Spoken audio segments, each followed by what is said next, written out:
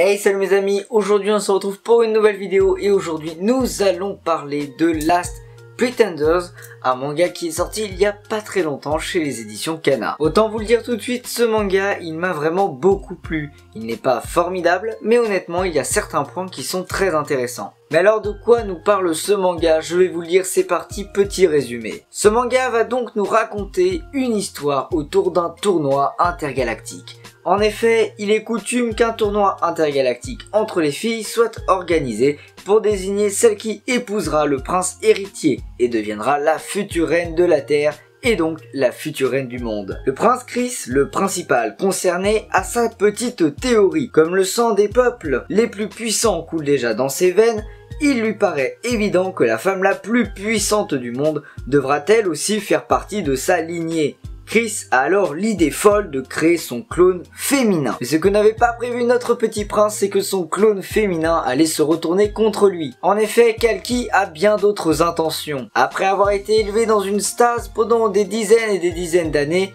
elle, ce qu'elle veut, c'est arriver au trône et tuer notre prince héritier. Car d'après la matrice qu'il a élevée, Chris va détruire le monde. Et comme le néant n'est pas quelque chose de très confortable, Kalki a décidé de supprimer le destructeur du monde. Bon alors qu'est-ce que j'ai kiffé dans ce manga? Eh bien d'abord son histoire. J'adore les histoires qui tournent autour des galaxies. Ceci nous permet d'avoir des multitudes de peuples, des multitudes de choses à nous raconter. Ça laisse vraiment un grand champ de possibilités narratives. Plein de personnages, plein de planètes, plein d'histoires différentes. Bref, ce manga va vraiment nous en envoyer plein la tête. Ou du moins, je l'espère. Et pour ce qui est des 2 premiers tomes, je n'ai vraiment pas été déçu. On y découvre plein de personnages tout à fait différents, avec des caractéristiques très différentes les unes des autres. On passe de certains passages de combat à des passages où on est beaucoup plus calme. On y voit aussi une vraie confrontation entre le clone et notre prince héritier, une confrontation psychologique. Ils n'ont pas du tout les mêmes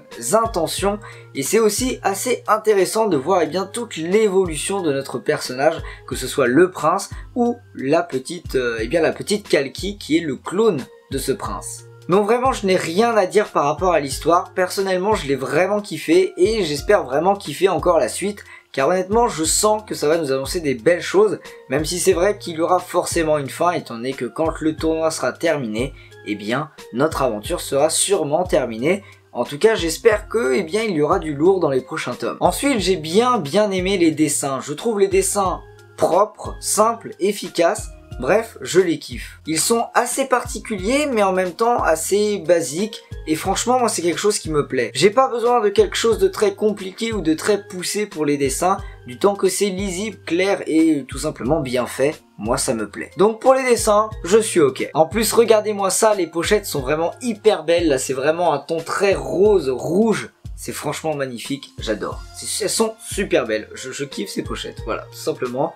Bravo à Kana pour avoir fait des belles pochettes comme ça, je kiffe. Une autre chose que j'ai bien aimé, c'est un de nos personnages principaux, à savoir le prince. J'adore ce personnage, à la fois pour son sens psychologique, mais à la fois pour sa caractéristique physique. En effet, ce personnage est indestructible car il est protégé par un œuf magique, et en plus de ça, il est surpuissant. Il a les mêmes pouvoirs que toutes les filles les plus puissantes du monde, il a une force incommensurable. Bref, j'adore les personnages qui sont ultra cheatés dès le début. Et ce que je trouve cool aussi, c'est qu'il ne va pas utiliser ses pouvoirs à mauvais escient. Pour lui, il utilise ses pouvoirs soit pour faire de la recherche, soit pour pouvoir aider le clone qu'il a créé. Bref, son but n'est pas de devenir le plus puissant parce qu'il l'est déjà. Non, lui, son but, c'est de faire devenir son clone plus puissant et c'est de découvrir de nouvelles choses. C'est un personnage curieux et honnêtement, j'aime ce personnage. Et je trouve que son clone est aussi vachement intéressant. Kalki est une personne qui adore aider les gens. C'est une personne qui est vraiment très dévouée,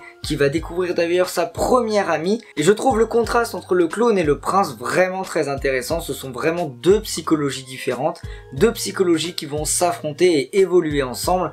Et je trouve ça vraiment génial. Bref, je vous recommande vraiment ce manga. Vous n'allez peut-être pas accrocher, mais moi, j'ai vraiment surkiffé. Pour le moment, il y a bien 2 tomes qui sont sortis. Moi, je vous recommande vraiment d'aller acheter ces tomes.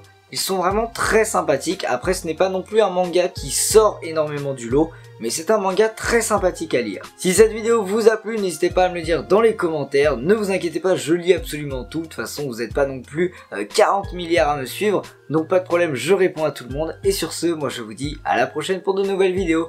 Tchuss!